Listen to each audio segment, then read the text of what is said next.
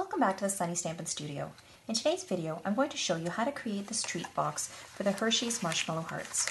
First thing we're going to start with is to create the background paper for the front cover, as well as for the inside. Why don't we get started? Grab a piece of scrap paper and lay it on your work surface.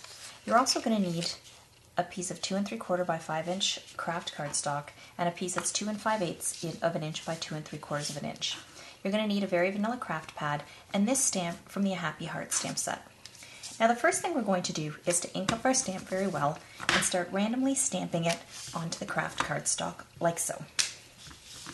As you can see, I'm inking my stamp in between and I'm angling the stamp so that it's not all up and down one straight line. Once I've done that, I'm going to take this small heart from the I Heart Heart stamp set. I'm going to ink that up in the craft cardstock, and I'm just going to use that to fill in some of the empty spaces. So you want to go ahead and do that for both pieces of craft cardstock, and then what you want to do is to set that aside to dry. So while that's drying, you're going to grab the pieces you need for your box. Here I have a piece of chocolate chip cardstock that's 11 3/4 of an inch by 3 1/4 inch wide. So I want to score both sides at 5 1/2 inches.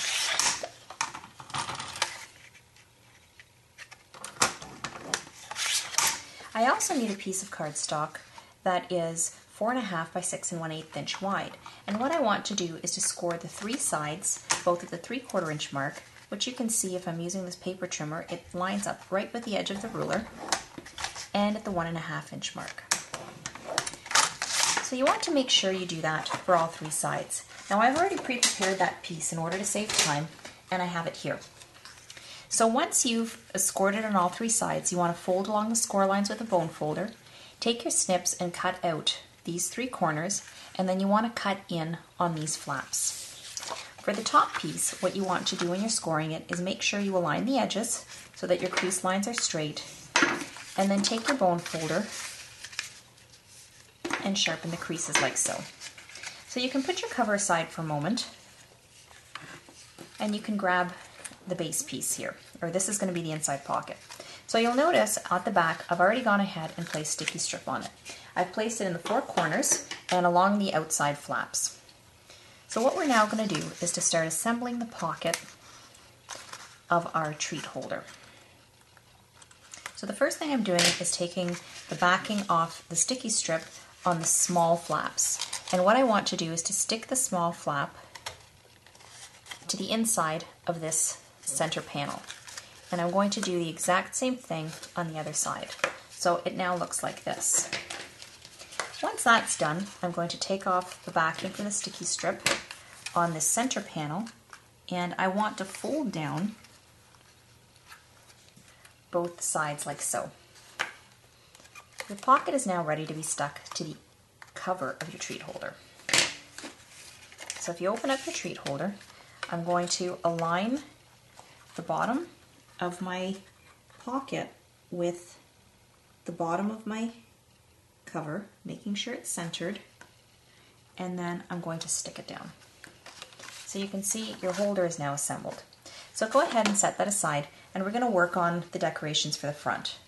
So I'm going to need a scrap of very vanilla cardstock, this stamp, which is from the Love You Much stamp set, and basic brown ink. So I'm going to go ahead and ink up my image stamp in the basic brown ink and stamp it onto my scrap of very vanilla cardstock. I now want to color it in using my Real Red Classic pad. So I open my pad slightly, press down so that I get a pool of ink on the inside cover, and with my blender pen, I'm just going to pick up some of that ink and start coloring in my image. As the ink starts to fade off the tip of my blender pen, I just keep going back and refreshing it in my ink pad. So I just went ahead and I colored all the dots, the lines, and the heart.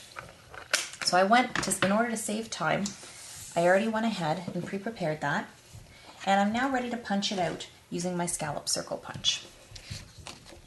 So I'm going to flip my punch so that the window is facing upwards, and I'm just going to punch that out.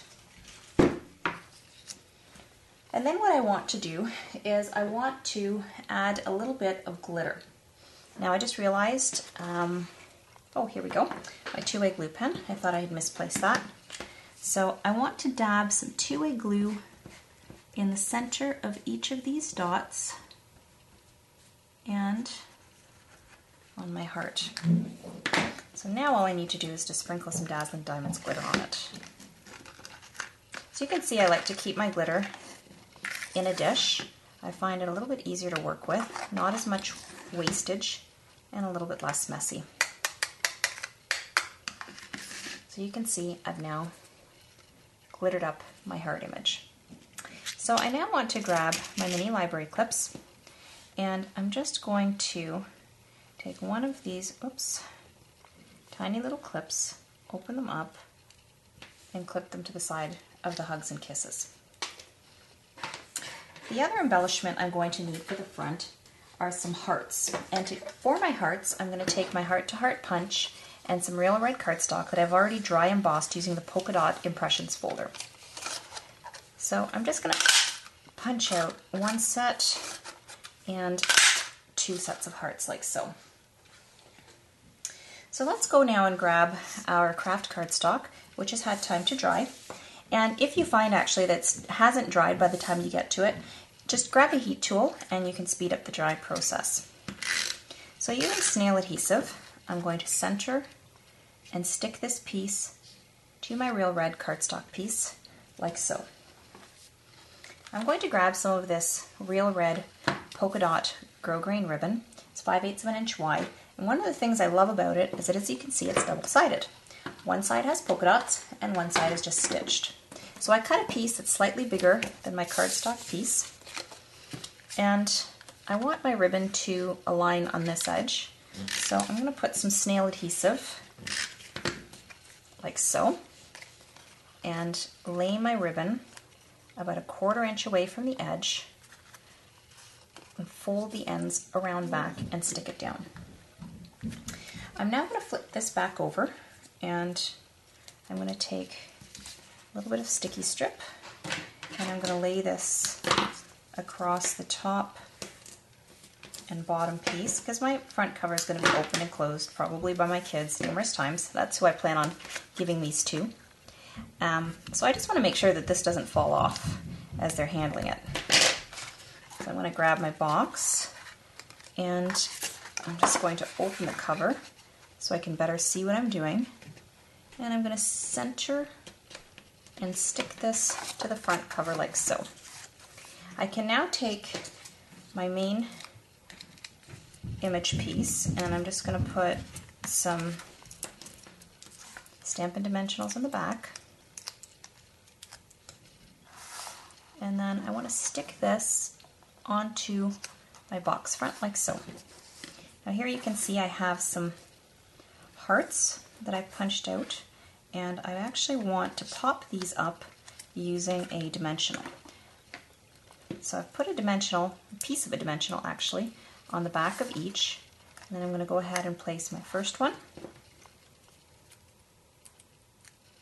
and my second one. Now to assemble the inside of my box piece,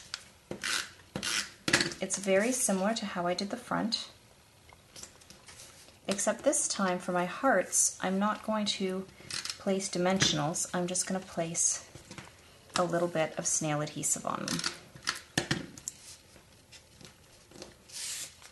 And then once that's done, I'm just going to apply some snail and then center and stick it to the inside of my box. And then all it's left to do is to slide in your treat. And you're all done your treat box. Well, I hope you enjoyed this tutorial, and I look forward to stamping with you again.